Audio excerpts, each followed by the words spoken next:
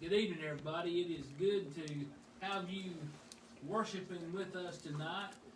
Before we begin, let us try to update you on some things that are going to be happening in the upcoming days.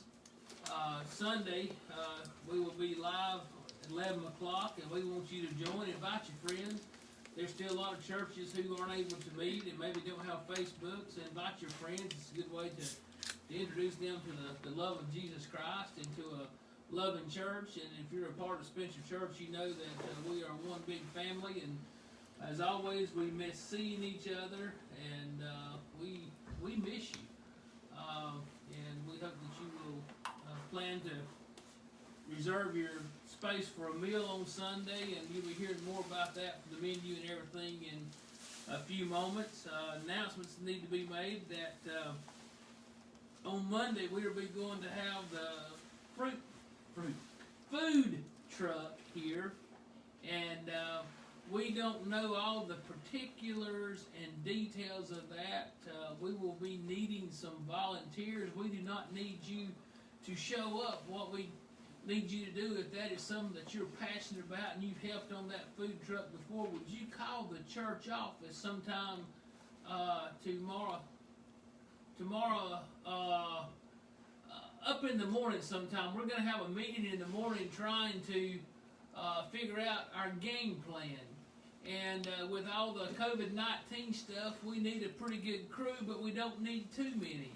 And the truck may be different this time, and so if that's something that really interests you, would you call the church office and let us arrange that with you?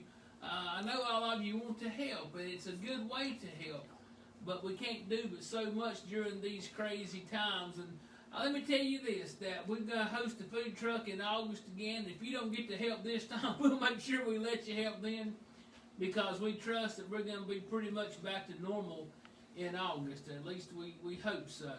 But let us know if that's something that you're interested in. Thank you so much for bringing canned food to the church. We have given out a good bit of canned food to people right here in our area. But one thing that we have been doing as a church is directing people to some of the agencies that can help during these times. And one that we have come on board with is Chase Corner Ministries. And we have sent people to Chase Corner Ministries for help. And Cynthia at Chase Corner said that they are running low on food. So we're going to share some of the canned food that we have with them. And so if you can bring canned food, if you're blessed, keep bringing it, because it is making a big difference and doing a great ministry. And so we appreciate that. Can they hear me? Mm-hmm. Some can, some can't. Some can, some can't. I'm talking louder than normal. Yeah, sometimes some of you who can't hear, see if you can adjust your volume just a little and let us know if that helps any. I'll take a sip of coffee. Maybe that'll help me out. I don't know. But, well, who can't hear? You don't want to call them out on me. But some people are saying that they can hear, and some people say they can't. So. Well, I hope you get it figured out where you can all hear. But Hey, Mom. Grandma? We appreciate what you are doing. Thank you so much for wearing your Spencer Strong shirts and taking your picture. And I still have not taken my picture. My wife is looking at me like I'm going to get you, boy, because we're supposed to take one together, and we need to do that.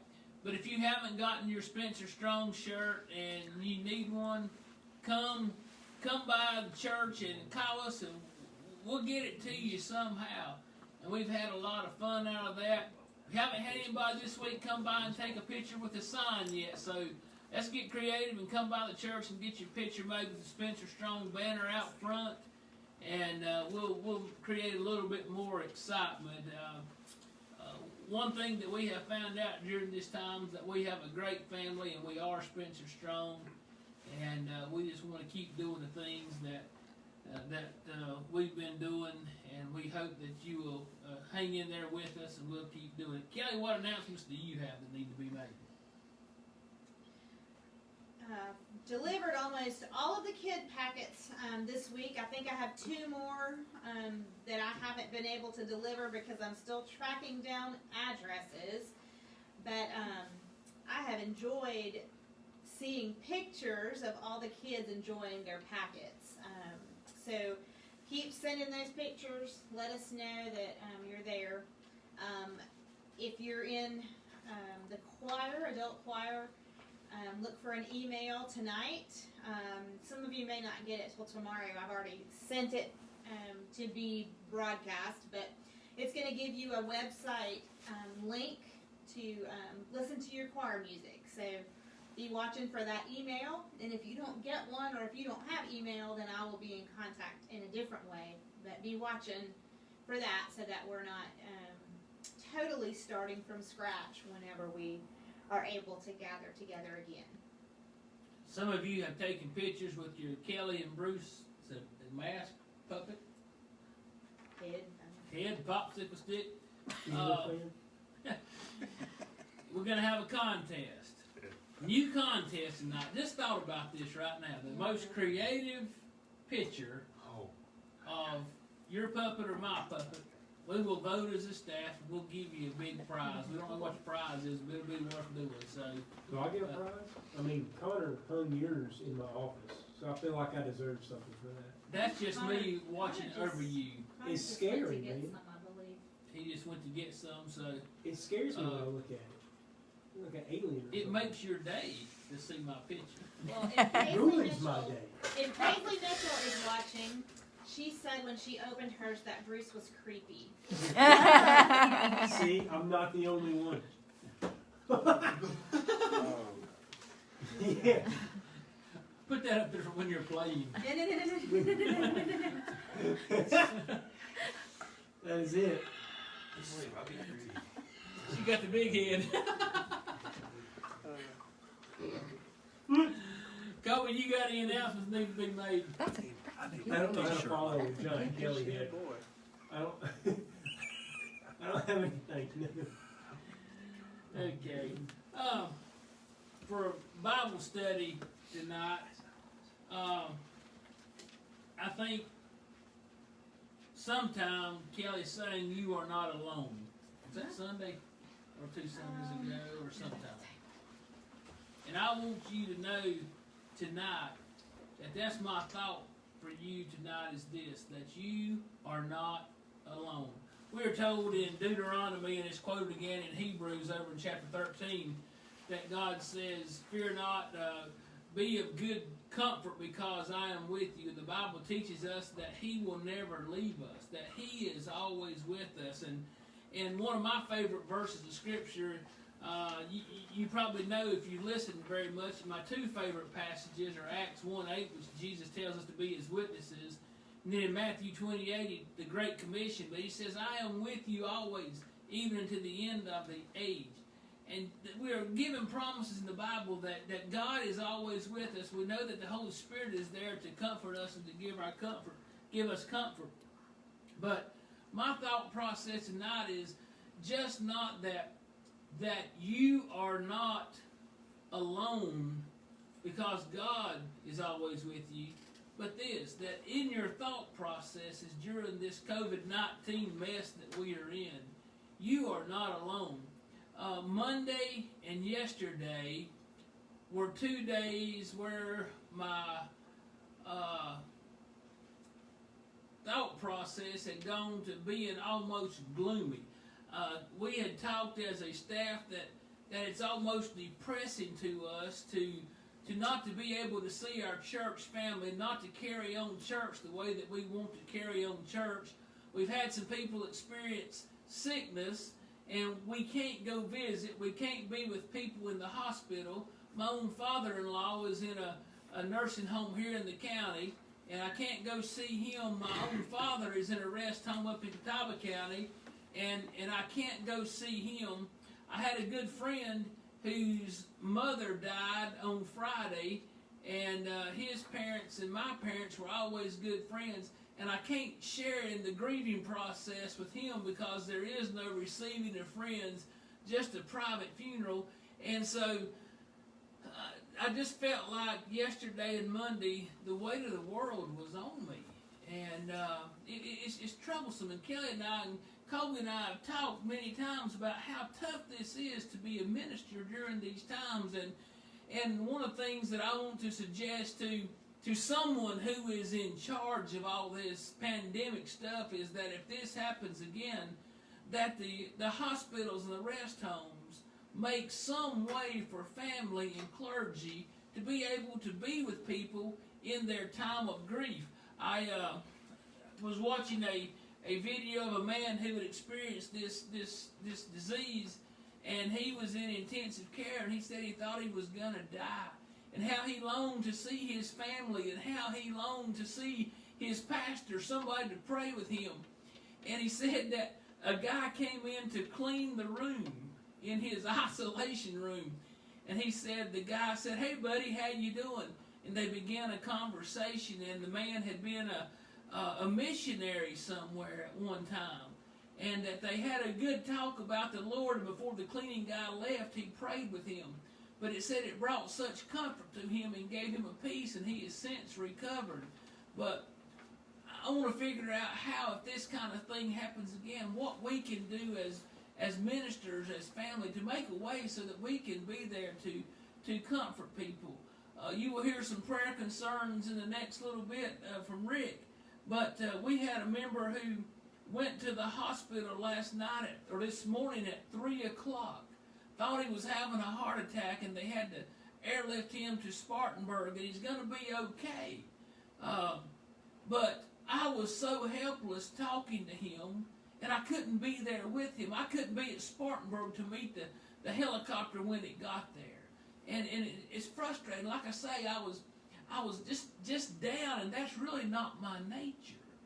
And so yesterday afternoon, I went up to the farm, and I got in a tractor, and I was spraying some fields, and I was listening to Christian music, and 106.9 The Light always talks about having hope, and they will give you hope. They will give you messages, and occasionally they even bring out Billy Graham giving a message of hope and things that he had recorded. And I was listening to Focus on the Family, and they had some counselors on there, and they were talking about what a tough time this was, and how they were staying at home, and how the wife was doing counseling upstairs in the attic, and the father was doing his work down in the basement, and the kids were running around wanting help with school, and how they were learning to live differently. And it was eye-opening to me that I am not the only one facing all these issues. And guys, as a church family, what I want you to hear tonight is that we are facing the same things that you are. We are experiencing the same emotions that you have. Some of the emotions that I have found myself experiencing are things like fear of the unknown. I know who's in charge. I know what's going to happen. If I get this mess and I die, I don't really worry about that. It's just all this unknown stuff about it. And there is a sense of fear. And then there's a sense of confusion. Somebody told me today that they'd heard a rumor that if you have a certain blood type, you can't get the coronavirus. I don't know if that's true or not. I liked what I heard because I have that kind of blood. But there's confusion. There's frustration. I long for the day when I can go to a restaurant and sit down with my family and just enjoy someone waiting on me. And I will be, I've not been a cheap tipper, but I'm going to be a better tipper now because I appreciate those folks even more. For a lot of people, there is a sense of loneliness. If you live by yourself and you're used to being out, especially if you're older, and you're kind of confined to your home because everybody tells you not to go out, you experience loneliness. And then there's a lot of people experiencing anger because they're just tired of the whole mess. And what I want you to know is that you are not alone. And if you're on Facebook now, if you have emotions and things that I didn't mention, shoot us a script or whatever you do on Facebook, a message, comment. Boredom. Ann said boredom. There are a lot of people bored. But send us what emotions you're experiencing, and to close the time tonight, we'll go back and we'll share some of those things. But we want you to know that you are not alone, because your church staff, who we know that you think we have it all together all the time. You know that, but we are frustrated too, and it's tough, and we are trying to figure out ways to do church. But then when you back up and punt, you know that God is there with you, and He says that He will never leave us. And basically what that says to me is I know that God's not going to leave me hanging. And when I feel those emotions, He shares those with me. And He wraps His big old imaginary loving arms around me. And I went to the farm yesterday just to get away with a sense of gloom. And I came home last night praising God. And I just challenge that if you get kind of gloomy, turn your radio on to Christian music. We got K-Love. We have 106.9 The Light. We have, if you have XM radio, there's some good stations. But turn it on and just worship with yourself. I was singing as hard as I could sing in that tractor last night and yesterday afternoon. It sounded good to God because He loves a joyful noise. And but I came home uplifted and nowhere near as gloomy as I'd been. And I share that with you, and that's hard for me to share because I like for you to know that I'm generally on top of things. And I guess it makes you kind of vulnerable to share that you have bad days. But many of you are experiencing that, and I want you to know that we are there with you. Lady came by church today, and I asked her how her mother was doing. She said, it's hard because her mother's caregiver is an elderly person as well, and they don't much let her go in the house, and she does. She has to mask up and glove up and everything because people want to be safe. And it's tough times, guys, but know that we're here for you. And if you get gloomy and down and out, you got our phone numbers. Give us a call, and maybe we can make each other's day a little happier and kick back and joke a little bit and have a good time. But remember this, that God's not going to leave us hanging. He's always with us. And no matter what we're experiencing, He will just help get us through it. And that's the good news. So pray with me. And I'm going to ask God to help us all during these tough times. God, thank you so much for your promise that you will never leave us, that you'll never forsake us. And God, my simple way of thinking is you're not going to leave me hanging, that you're always there with me. And God, I pray for my brothers and sisters in this church, brothers and sisters around the world who are experiencing all kinds of emotions during these tough times. God, just let your presence be very near.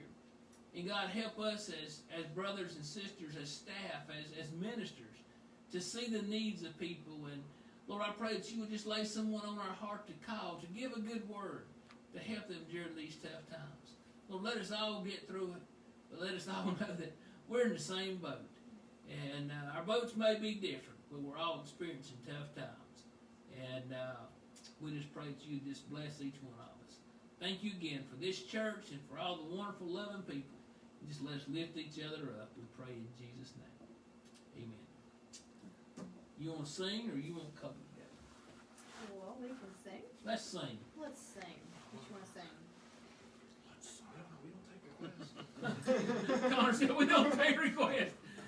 And these guys are doing good. They're hearing me rehearse every night, and they're doing great. So, well, tonight we wanted to sing something together that some of you will know, and some of you won't. And we're just going to sing a small refrain, which is like a chorus, what gets repeated kind of in between the verses, and the song, the entire song is called Living Hope, but we're just going to teach you the middle part. Hallelujah, praise the one who set me free.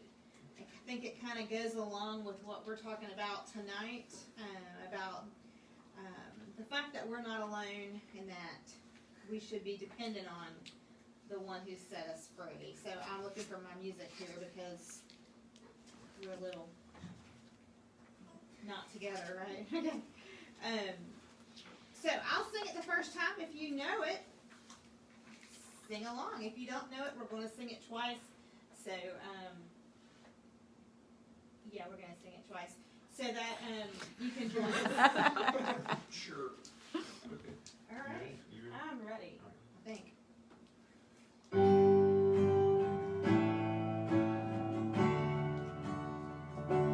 Hallelujah, praise the one who set me free. Hallelujah, death has lost its grip on me. You have broken every chain. There's salvation in your name, Jesus Christ, my living soul. Hallelujah, praise the one who set me free. Hallelujah, death has lost its grip on me. You have broken every chain. There's salvation in your name, Jesus Christ, my living soul. Jesus Christ, my living soul. Oh God, you are my living soul. We wanted to introduce that one to you tonight. We're going to be singing more of that next week. We'll add the verses so that we can all sing along together. But I noticed everybody was laughing at me because I did put the word stone in there instead of hope. Most of y'all wouldn't have caught that, but everybody in the room did. So It's pretty good. I enjoyed it. the name of the song is Living Hope. Yes. Before we move to Colby down there, though, can I share about our mission thing on Sunday? Yes. Yes. Yeah. I told. I Sorry. didn't ask you. You'll get killed. I know. Sunday, I told you during the worship time that we were going to have a chance to have a Zoom session with our missionary of the week and with some kids from her ministry opportunities and some kids from our church. And so we, at 3 o'clock, had a chance to do that. It was such a blessing. We shared a scripture story together. We sang songs together. We had the kids share something about their week. These kids that came are all Persian. They're immigrants of some sort. One that caught my attention had just moved from Turkey. One of the little girls that has been just really animated all along while they've been doing this, her name was Anusha, and she looked through the screen, she communicated with Pat, the missionary, and said, "This is what we prayed for last week. We prayed that God would send us some people that we could connect with as we learned about the Bible."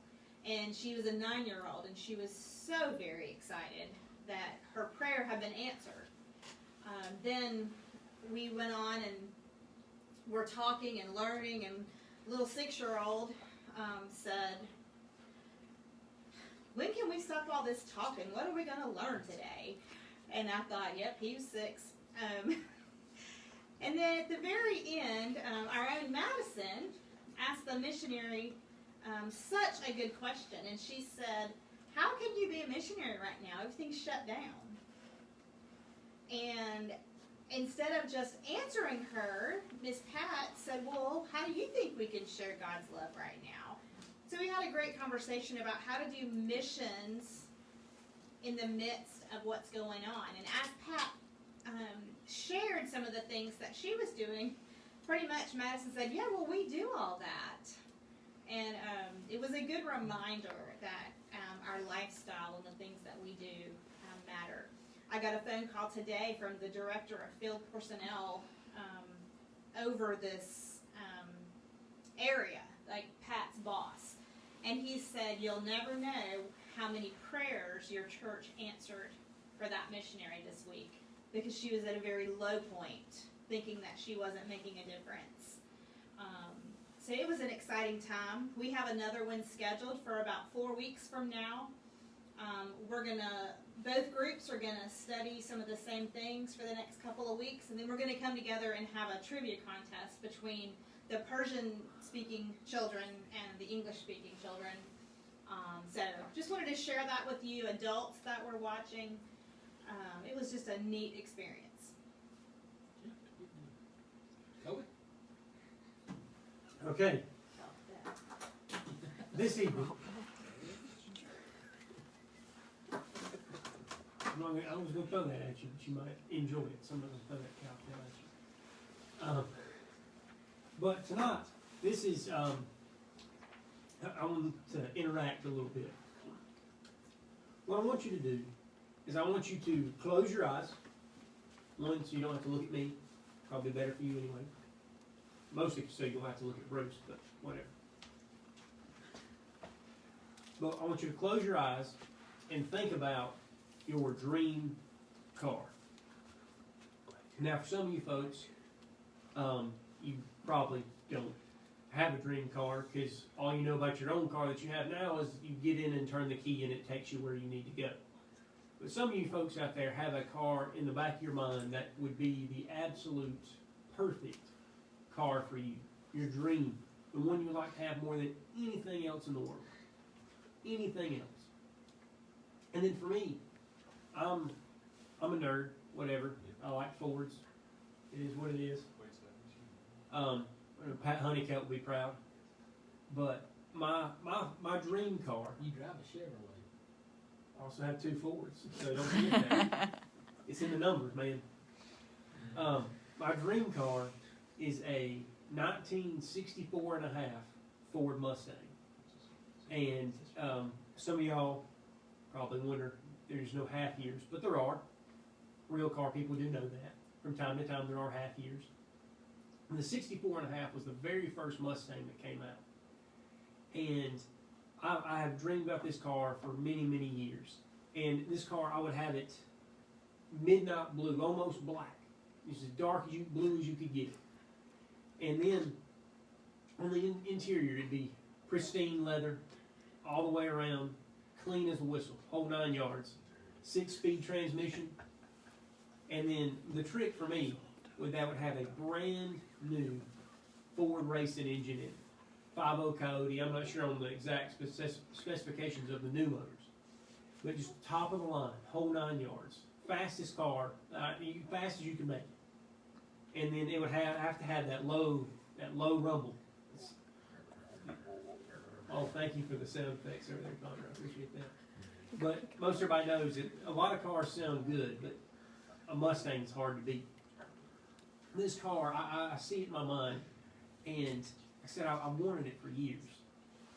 And then your car may be an old Camaro, an old El Camino. You never know. A truck, whatever, a truck. But this vehicle, you can see it, you dream about it, and you wanted it for as long as you can remember. So, Greg, what's your dream car? You sitting back here. 73 Corvette. 73 Corvette. Right, what color? White. T-tops. Ooh, white with the T-tops. Very nice. What about you, Ricky? I don't have a specific one. It's beyond my realm to think of one. you ain't worried about it yet. There you go. There you go. What about you, Olivia? What's your dream car? Oh wait, Honda. That's right. I have lots of dreams. 73 Bronco. 74 Bronco, 1985 K5 Blazer, whatever. A lot of them. Whatever's sitting in the yard. Yeah. Bruce, you said a truck. What's yours? Oh, I'd like to have a 72 K20 Chevrolet truck. That's nice. Well, all these things. Cindy Morris, 67 GTO. That's a woman right there, man. I tell you She what. might top us all right now. I think she just beat us off with that one. Thank you, Cindy. I drove a 1978 Ford Fairmont. Wouldn't tell. Wouldn't tell that. Hey, my mom's watching and she knows it was yellow. It was bright yellow. Ooh. You're getting worse. You're going backwards on that one. That ain't a dream car. That's Oh a my nightmare. God. Wasn't my dream car. There's nothing you can do that car to make that cool. No. Mm, Hey, it had 4 wheels and a steering wheel. And then true. now the minivan. Now the minivan. That's right. That's my dream car. That's it right there. It's practical. Not very look. Doesn't look too good, but it's very It practical. does look good. I love I like minivans. minivans. Did you just say my car didn't look too good? It's a minivan. You're No minivan trying looks to good. insult me every week. I'm not insulting you. I'm just insulting the minivan itself. I mean, Greg back there is a minivan man, so whatever. But with these cars, these dream cars, I seen you put on here 67 GTO. Now in that GTO, I'm positive that Cindy Morris would not roll up to the pump and put in no cheap regular gas. She'd be putting in that top premium quality, get the best performance out of that car, make it sound the best, make it run the best, make it run to the tip-top performance that it could. That's the same thing I would do in my 64.5 Mustang. I'm sure Greg would do the same thing in his Corvette. Make it, keep it running as smoothly and perfectly as possible. Keep it up to date on oil changes. Any kind of service needs done. Keep it clean. And the thing is, everybody, that we've been blessed with our bodies, with our health. And our job is to take care of these things. Take care of our body, take care of our mind, take care of our hearts in every way that we can. And the thing is, I saw a quote that made me think about this, that you don't put cheap gas in a Rolls Royce. If you don't know what a Rolls Royce is, it's one of the most expensive vehicles on the planet. And the thing is, our bodies are worth so much more. Our health is worth more than all the money in the world. And it's funny because at my age now, I'm 25. And so I'm probably in some of the best shape I've been in my entire life. And you laugh, Colby, I'll take you out there. I know. But, trying to be serious here. Come on. But I was at the gas station the other day. I was cleaning out the back of my truck, getting some water bottles out, had some other trash. I was going to throw it in the trash while my gas was pumping. And then I didn't think anything about what I was doing. I hopped up in the back, gathering everything up. Then I just simply hop out the back. I just stepped up on the side, jumped down. And the man next to me at the pump, he looked to be about 65, 70 years old. He just looked at me. And I hadn't paid him a lick of attention yet. But he looked at me and says, "Oh, to be young again, to where I remember where I could do that." And Bruce over here nodding. Because so many times we're working on something, he's like, "You're younger, you do that." And that's the thing, is when you're young, you don't think about these things. You don't think about your abilities that you have, the things that you're blessed with to be able to do. Like out here running, playing football out behind the church. I'm sure some of these guys that are older in the church would kill to be back in that position. But the thing is if we take care of our bodies now, we put good stuff in, we don't put cheap gas in our bodies. We take care of ourselves, we exercise, we go out. We do all these things, and right now it is extremely hard to do. But as we're sitting at home, you really don't have much to do. If you're not working, you're sitting at home. And it can be kind of depressing, not being able to go to work, not doing anything like that. But what you can do is take a walk. Might not can go to a trail or anything like that. I mean, the trail out here for the church stays busy all the time. But you walk around your yard. Maybe you pick a few weeds, find a flower, something, whatever. Just to kill some time, get outside, enjoy the sunshine. Because it's a beautiful day. And when we do things like that, we're keeping our bodies moving. And when you go outside, if you're feeling depressed, if you're in a funk, like Bruce talked about he was, get out, do something, smile. Like today when I got home from work, I cut some yard this morning, and I came home, and I didn't even go in the house. First thing I did was, y'all saw if y'all watched my last video, you saw my dog Jake. And first thing I did, Every time I get on my truck, I call him. He comes running. I play with him for a minute. But today I went out in the front yard. I threw the tennis ball with him, and then I got down the yard. I was wrestling with him. I was wrestling with Jake, playing in the yard, and I just was able to just relax before I came to church. We got ready for supper, but it was kind of a mental break where I could relax, just take care of myself just for a minute. And Proverbs 4:25 says this: keep your eyes focused on what is right and look straight ahead to what is good. And everybody, what is right and what is good is the same thing. Because that is Jesus Christ. And the work He is doing in our lives. And the work we're still able to do here as a church. We're going out. We're calling people. We're doing meals. And we've handed out the packets for the kids. We're doing the food truck on Monday. All these things are blessings from God. Just like our bodies. I may never have a 64.5 Ford Mustang. But what I do have is life. And I thank God for that each and every day. And so can you. As crazy as it may be, just like Bruce said, you're not alone. We're all in this together.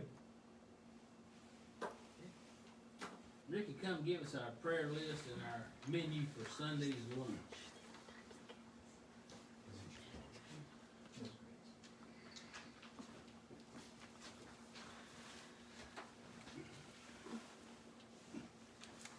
I won't get too close, you do scare me too.